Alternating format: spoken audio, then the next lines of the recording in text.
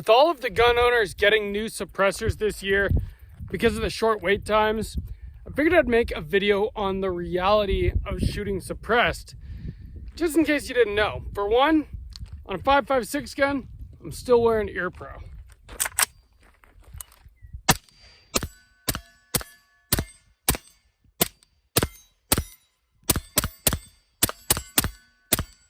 Welcome back to Sawtooth Tactical. Shooting this suppressed Mark 18 really puts a smile on my face. It's quickly becoming my favorite gun, to be quite honest. And a couple new things on it. As you can see, it's got a sling, and I finally have it zeroed pretty well. As you can see, still don't have my approval to SBR it just yet, but I am shooting it with the brace, and I'm really enjoying it. But the point of this video is the reality of shooting suppressed, because a lot of people are getting suppressors now. The wait times have come down. Are they still as short as they were a few months ago?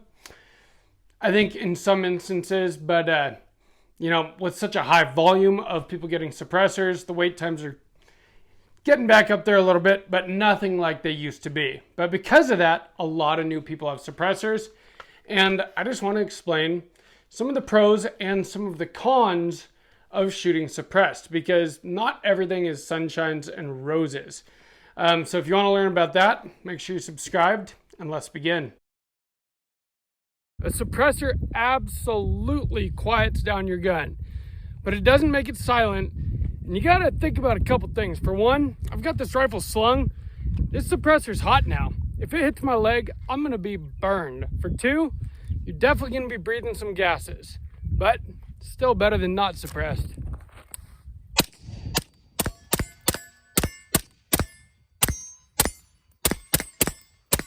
Shooting suppressed is great, honestly. I mean, people wouldn't spend all this money and wait all this time for suppressors if it wasn't a net positive. And so don't take this the wrong way. This video is not meant to just say that suppressors suck, because they absolutely do not. Suppressors are awesome, and I would rather shoot suppressed than unsuppressed any day of the week. In fact, this Mark 18 has only ever been shot suppressed so far. So if that tells you anything, I love suppressors. But I want to dispel some myths, some rumors. Some of these are going to be obvious. But for one, silencer. These things don't silence anything. They make your gun quieter. And in fact, today I shot this gun with no Ear Pro a couple rounds for the first time.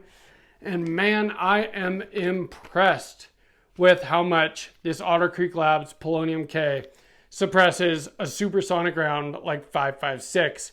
I was just shooting 55 grain today, and honestly, it sounded pretty good even without Ear Pro. Now, I probably wouldn't mag dump 100 rounds without Ear Pro, but for a few rounds, no big deal. My ears weren't even ringing. But that is the first thing. They suppress sound and flash signature. They reduce recoil, which is really nice, but they do not make your gun silent. And so, I mean, just for that reason right there, for every reason, they should not be regulated as NFA items. But people that think that they just make your gun silent, that's ridiculous. Now, with a good suppressor and subsonic 300 blackout, or even subsonic 9mm, you can get it pretty quiet. 45 ACP, 5.56, there's only so quiet you're going to be able to make it, because you're going to have that supersonic crack no matter what. And suppressors, what they do is they slow down and cool expanding gases coming out of the barrel. And so in that way, they suppress the sound of a gunshot. But they can't do anything about the supersonic crack of the round flying through the air faster than the speed of sound. So if you're shooting a supersonic round, there's only so quiet that it's going to get. And for that bit of suppression that you get, there are some drawbacks. For one, this is from 90 rounds today. I cleaned this gun before going out there. That's a chrome bolt carrier group, and it's extremely dirty. Your gun is going to get a lot dirtier shooting suppressed. When I was done at the range today, there's all kinds of oil leaking out everywhere. Now, that doesn't happen from just 90 rounds without a suppressor. So that's going to be the first thing, is you're going to have to clean your gun more often. Or if you like to keep it clean at least, you're going to be doing more cleaning. But before we get into everything else about shooting suppressed, let's have a quick word from our channel partner. If you'd like to help support Sawtooth Tactical, the very best way to do that is to click the first link in the description. That link is aura.com/sawtooth-tactical. If you use my link, you get a 2-week free trial. And you can quit anytime, but you probably want to stick with it as I have. What has Aura done for me? Well, I don't get any spam calls anymore. I don't get spam emails. I don't get calls from scammers. What they do is they find all the data brokers that have your information online. They submit opt-out requests on your behalf so that you don't get scammers and spam calls anymore. But they do a lot of other things too. They have a VPN, which just helps to protect your privacy. They've got a ton of stuff, and it all comes in at a very low price. If you stick with it after that 2 weeks, it is only $12 a month. I think Aura is pretty cool because they sponsor gun-related channels, which not a lot of sponsors are willing to do that. And it really helps channels like mine be able to produce this kind of content. YouTube doesn't really like to monetize gun-related videos anymore. And so sponsors like Aura make things like Mark 18 builds possible. So check it out. It's definitely worth trying it out for 2 weeks. Like I said, you're probably going to want to stick with it. I don't have to worry about scammers anymore. I don't have to worry about spam calls, spam emails.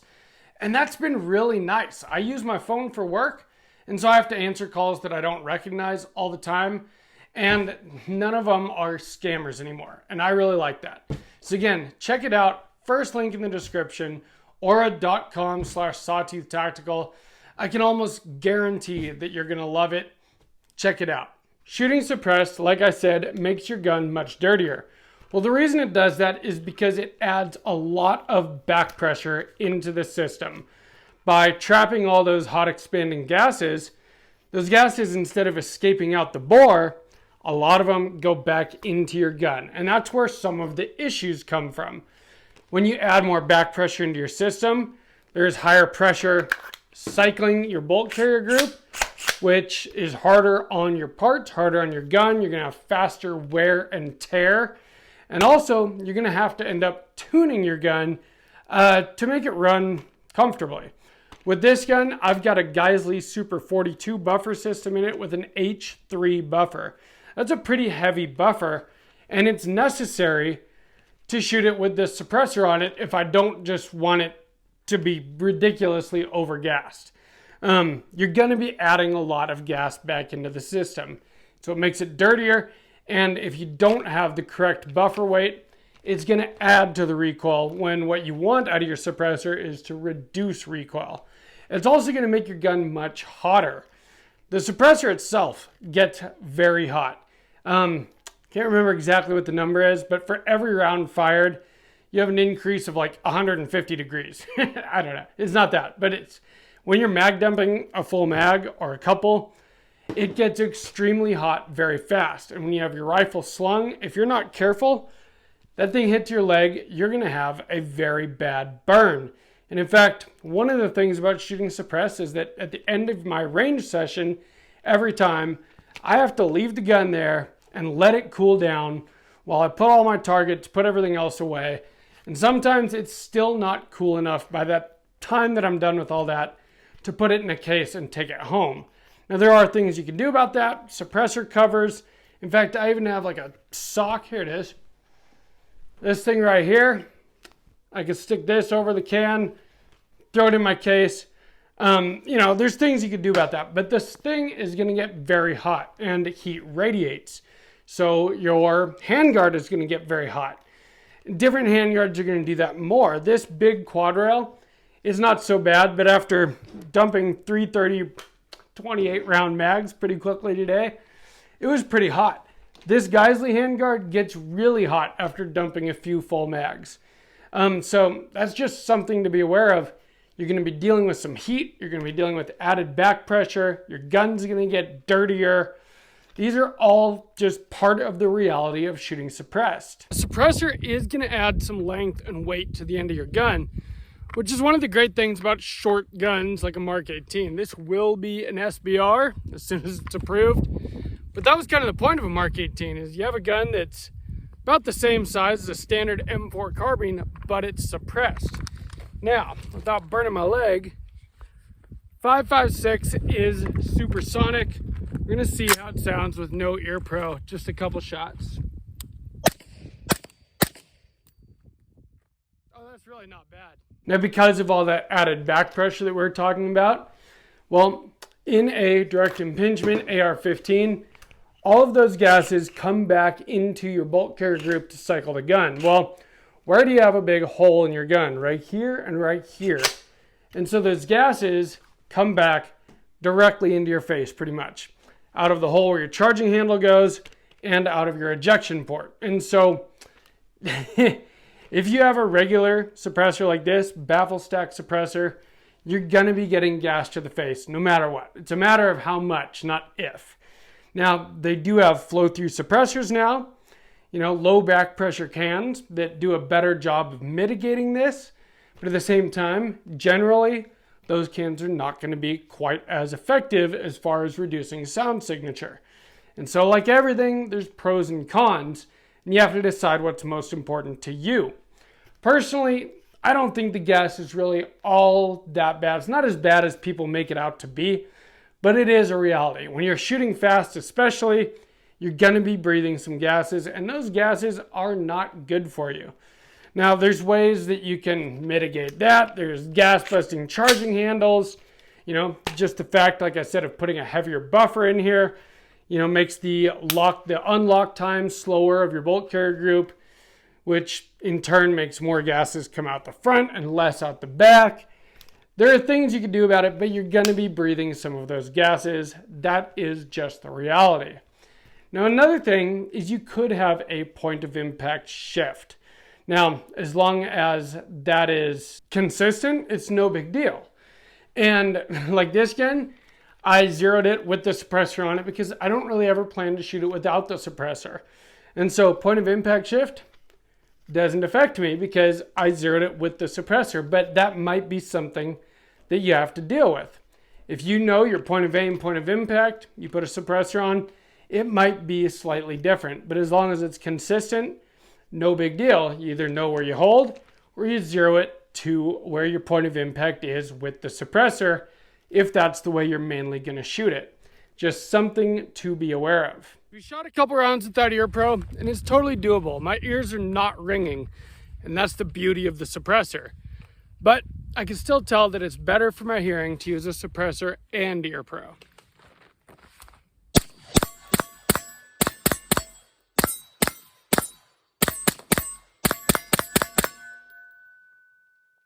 Ooh, that's gassy. Now, another thing that's pretty obvious, I think, is you're going to be adding weight and length to the end of your gun. Now, with a shorter gun like this, not really that big of a deal. That's kind of part of the point of a Mark 18, is that you have something that's very short but also suppressed. With the suppressor, it's still shorter than the overall length of my 14.5 inch without a suppressor. But you put a suppressor on a 14.5 or a 16 inch gun, all of a sudden you have a very long gun and you're putting weight out on the end of the barrel, which is, just the way that a lever works. It's going to feel heavier out there even than it really is. Now, this is a K can. K meaning Kurtz, being a shorter can. And I did that for a reason, because I don't want to add a whole lot of length and weight to the end of my gun. As you can see, I like short guns. Short guns are my thing. They're my favorite. But part of the benefit of running a short gun is that when you do add a suppressor, you're still not ridiculously long. And I like that. But now, we've talked about some of the drawbacks of shooting suppressed. What about the benefits? Well, for one, the gun is not as loud. That should be obvious, but that is really nice. It really is. And like today, I took ear pro off for a couple rounds, and I would say that this Polonium K is hearing safe. With 5.56, that's saying something. 5.56 is a very loud round, especially out of a short barrel because you have a lot of unburnt powder when you're only running a 10.3-inch barrel. 5.56 was designed to shoot out of a 20-inch barrel. And so the shorter you go from 20 inches, the more unburned powder is igniting outside of the muzzle. And so to be hearing safe on a 10.3-inch barrel, to me, is damn impressive.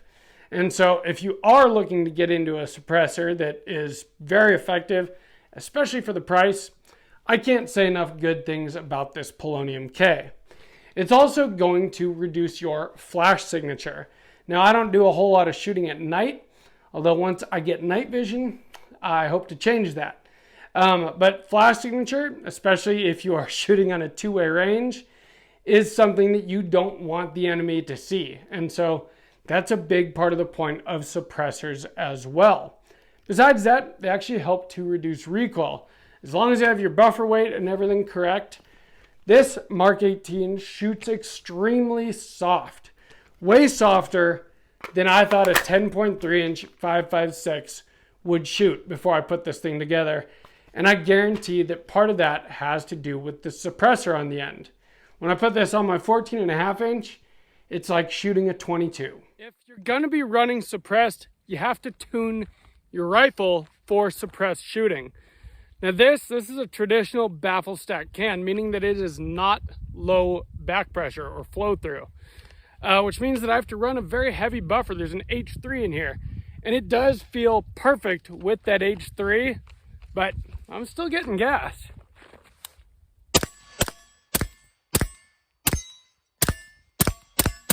And when you suppress things other than 5.56, like this on the 9mm AR here, well, 9mm, 147 grain are subsonic. Subsonic rounds, well, then the suppressor can be very effective because you don't have to do anything about that supersonic crack. And so shooting 147s with this, I can kind of mag dump it without it really damaging my hearing. With 300 blackout, you can make that very quiet with 220 grain or other grain weights of subsonic loads. Now, I think I need to get a bigger, more effective can for my 300 blackout to get it that quiet. The Whip Machine and Tool Dirty 30 that's on there is nice because it's very compact, but it's not the quietest can in the world. Their Mod 1 9mm, on the other hand, I am pretty impressed with this can with 147 grain subs. And the thing about suppressing other things other than 5.56, so 9mm has a lot less gas than 5.56 does. So does 300 blackout subs. I don't notice either of these guns gassing me out the way that 5.56 does. And in fact, well, this one gets mighty dirty. I actually cleaned it last night. From just 100 rounds suppressed, it was way dirtier than it would have been if those 100 rounds were unsuppressed. But I clean my 300 blackout regularly too after shooting a few bags through it, and it doesn't seem to get all that dirty. But I also think short can, not as much back pressure. But besides some of these drawbacks, do I recommend shooting suppressed? I absolutely do. And I think that suppressors are totally worth it. Certain things, you can spend a lot of money on gun parts and stuff trying to, improve your shooting experience. And some things I think are worth more than other things. I've wasted a lot of money on things that, have negligible increases in just the joy of shooting. Suppressors are pretty big. They really do change the way your gun shoots. They make it just feels like a more softer, easier time. Less noise, less concussion, less recoil. Despite it getting dirtier, gassier, all of these other things, hotter, they really do make it much more enjoyable to shoot. And so I highly recommend suppressors. And right now you can get them much quicker than you used to be able to. Now I did say in the beginning of this video that those wait times are creeping back up a little, and they are. They were down to average of 5 days a few months ago. And I think now they're saying 30 to 60 days again. In fact, I SBR'd this a few weeks ago at this point. Still not approved yet, but I don't really ever get those quick approvals anyway. There is no free lunch when it comes to firearms. And while shooting suppressed, you're gonna have reduced signature, both sound and flash. You're also gonna have a gun that's gonna be running a little bit hotter and a little bit harsher because of all that added back pressure. Now there are flow-through cans, but those aren't gonna be as quiet as a baffle stack can like this. It's all pros and cons.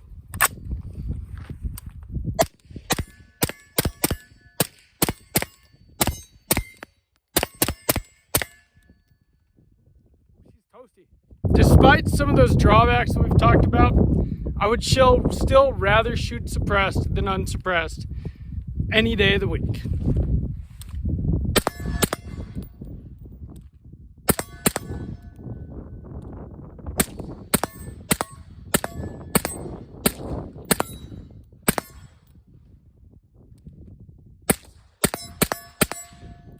Suppressors are awesome. Everyone should have them. They shouldn't be regulated. You guys have heard this from me a million times. I just wanted people to be aware of some of the drawbacks, of some of the things that you deal with shooting suppressed, the reality of shooting suppressed. And the biggest reality, and I wish that the lawmakers would understand this, they do not make your guns silent. They definitely suppress the report.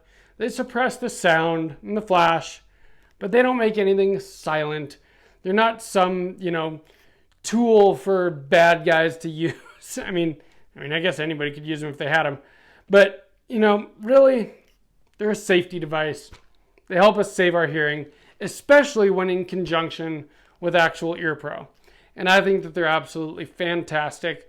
If you haven't gotten one yet, go out and get two. If you enjoyed this video, please give me a like. Make sure you subscribe to Sawtooth Tactical. Share this video with anyone that you know that doesn't have a suppressor yet and should get one. And from Sawtooth Tactical, stay strapped or get clapped.